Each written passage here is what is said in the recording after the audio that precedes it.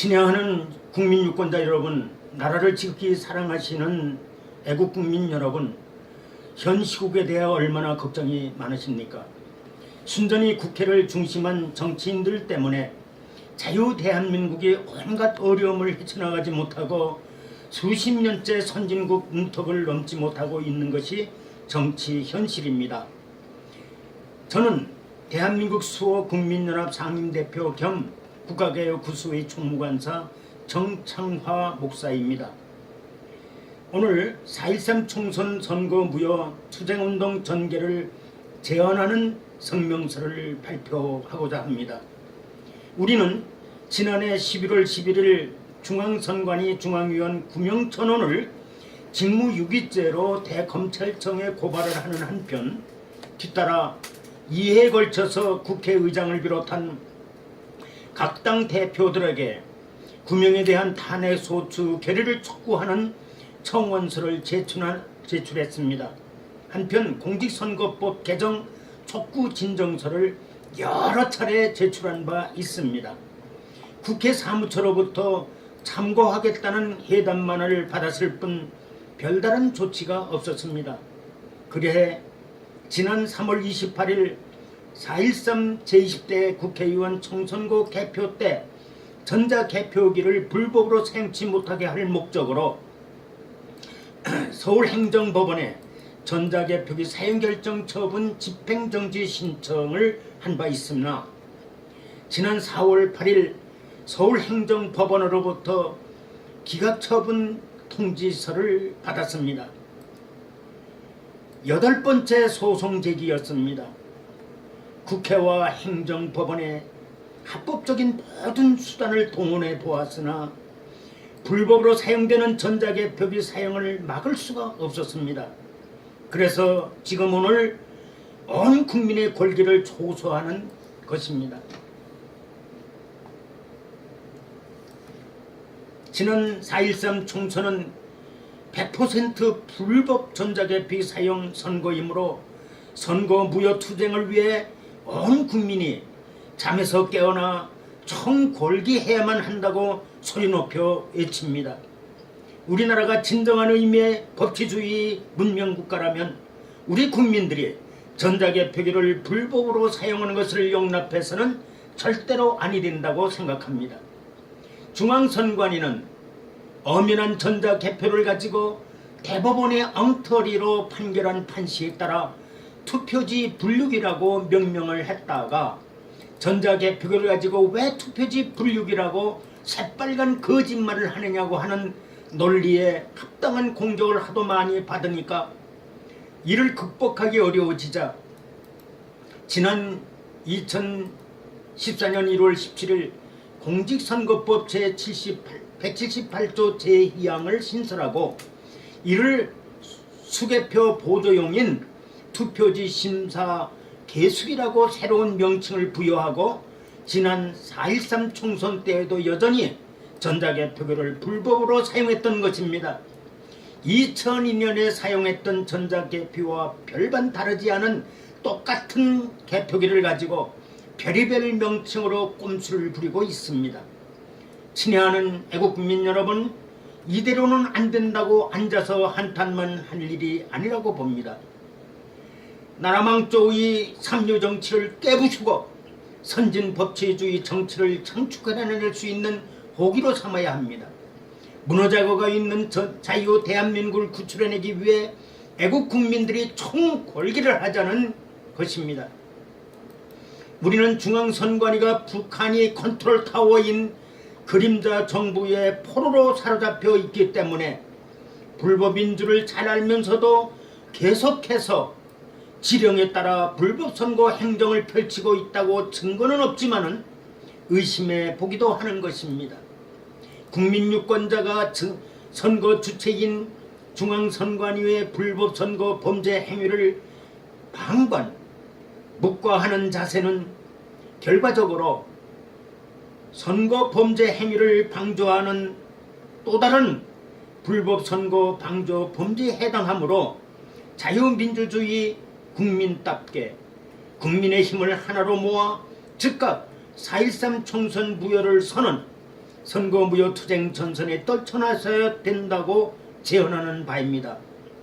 제언 배경을 간략히 말씀드리겠습니다.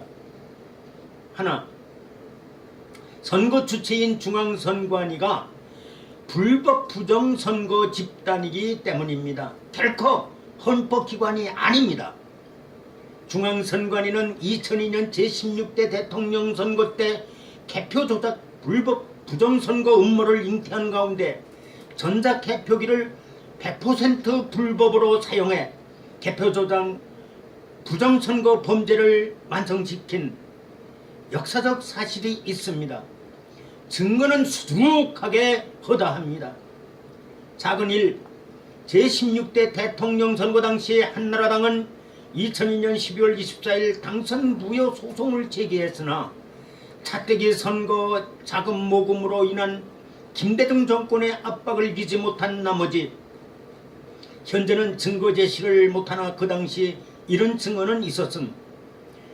불법 부정선거 증거를 완벽하게 구정해 놓고도 증거보정 신청 11일 만에 결정이 났으므로 하나마나한 80개 선거구 재검표를 실시한 후 당락에 영향을 줄 만한 표차가 없다는 명분을 내세워 소재기 47만의 소전부를 취한 사실 때문에 역사가 이렇게 뒤틀리게 됐던 것입니다.